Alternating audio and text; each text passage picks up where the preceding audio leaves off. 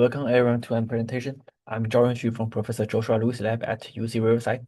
In this talk, I will present our recent result on 2p interlayer exciton revealed by hybridization in bilayer and MoS2.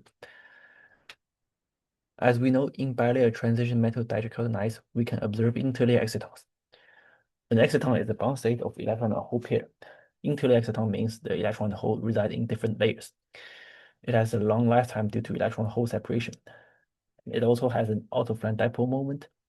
So when we apply an autoflank electric field, we can tune the resonance energy of interlayer exciton with linear Stark shift. So whenever there's a signal demonstrating the linear Stark shift, we can assign it to be interlayer exciton. Now I want to compare S-like and P-like excitons. For S-like excitons, it has zero angular momentum. It is optically bright, so we can directly see it in reflection contrast. It also follows conventional Rayleigh selection rules. For P-like exciton, it has a finite angular momentum, so it's optically dark, which means we cannot directly see it in reflection contrast. And due to the finite angular momentum, it also follows different Rayleigh selection rules. While there are already intensive studies on S-like intralayer excitons, S-like interlayer excitons, and even P-like intralayer excitons, there is no previous report on P-like interlayer excitons. So the motivation of our study is how to observe P-like interlayer excitons. So the material we choose is bilayer 2H and MoS2. We apply the standard dry transfer method to fabricate our bilayer and MoS2 dual gate devices. We choose fuel layer graphite as our top gate, the bottom gate, and contact. We choose HBN as our dielectric material, and in the middle, the bilayer MoS2 is also encapsulated by top and bottom HBN. So here is the real image of our device on the silicon wafer. Now I want to report our observation of interlayer exciton 2p states. Here is our second derivative reflection contrast map as a function of photon energy. We can see at 1.92 electron volt, the signal doesn't shift with electric field, is the intralayer oneness state. Starting at 1.98 electron volt, the signal demonstrating the linear Stark shift is interlayer oneness state. And when we push the electric field to high value, we can see there's a new signal starting to appear. And we assign this to be the interlayer 2p state. And as we zoom in the data, and as we increase the electric field, we've found first, the signal intensity increased. Second is the energy also is approaching to the intralayer oneness state. And we assign the brightening of the 2p state to the coupling with the intralayer oneness state. That's why we can see the interlayer 2p state. And now the next question is how to prove this is P-like interlayer exciton. We have 4 evidence to answer it. Our first evidence is it has the same Stark shift as the S-like interlayer exciton. This is again our data with the 2p state labeled. We found it has the same linear Stark shift as the interlayer oneness and 2s state. And from the linear Stark shift, we can extract the dipole of the interlayer 2p state to be 0.6 e times nanometer. This value also matches the interlayer spacing between the two MoS2 layers, which is 0.614 nanometer. So our first evidence is about linear Stark shift. And then our second evidence is the energy also matches the predicted 2p energy.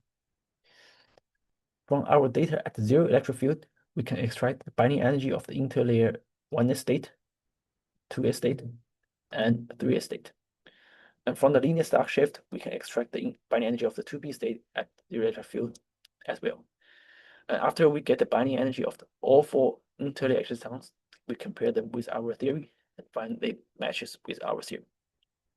And our second evidence is about interlayer exciton binding energy.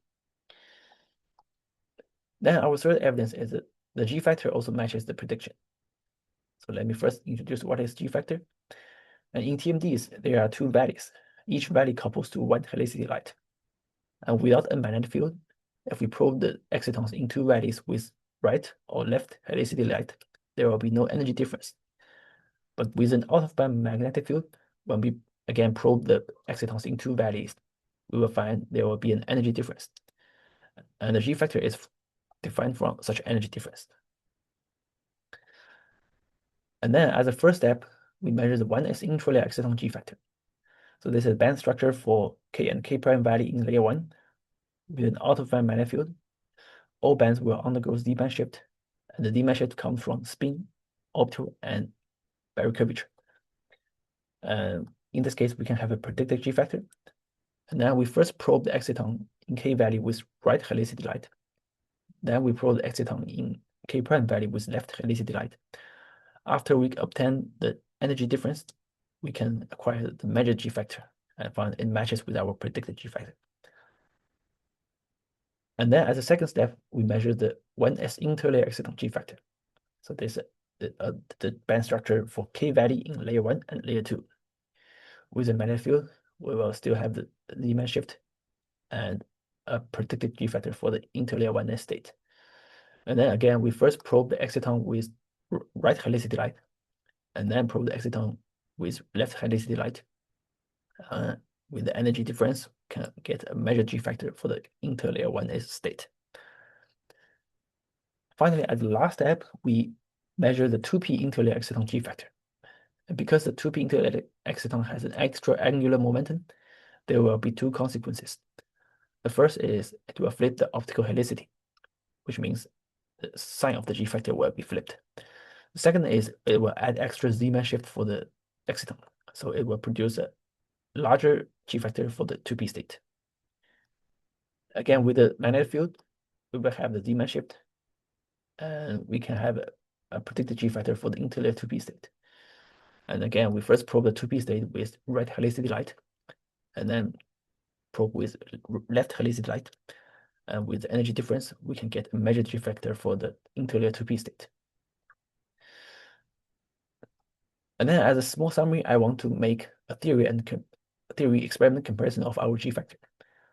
So here is a table for our theoretical G factor. For the 3 S-like excitons, we only consider the effect from the demand shift. But for the 2p state, we consider the effect from the finite angular momentum and find the G factor has a different sign and larger in magnitude than the S-like interlayer exciton. And combine the theory with our helicity resolved reflection contrast measurement. We first verified for the S-like excitons, they indeed follow the conventional Rayleigh selection rule. But for the 2p state, it follows a different Rayleigh selection rule due to the finite angular momentum. And then our last fourth evidence is we have a simulation experiment agreement. So this is again with our data, with the interlayer 1s state, interlayer 1s state, 2s state, and 3s state labeled. And we also have the 2p state. And for our simulation map, we also first consider the 4 optically bright S-like excitons. And under high electric field, we consider hybridization between the 2p state and the interlayer 1s state. And we found our simulation map can reproduce our data. So this also consolidates the brightening mechanism of the 2p state, which is a coupling to the interlayer 1s state.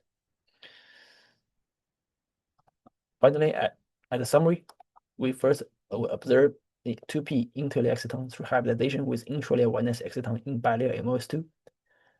And the interlayer 2p identity is supported by interlayer stock shift, matching energy prediction, matching G factor prediction, and we also have a simulation expand agreement.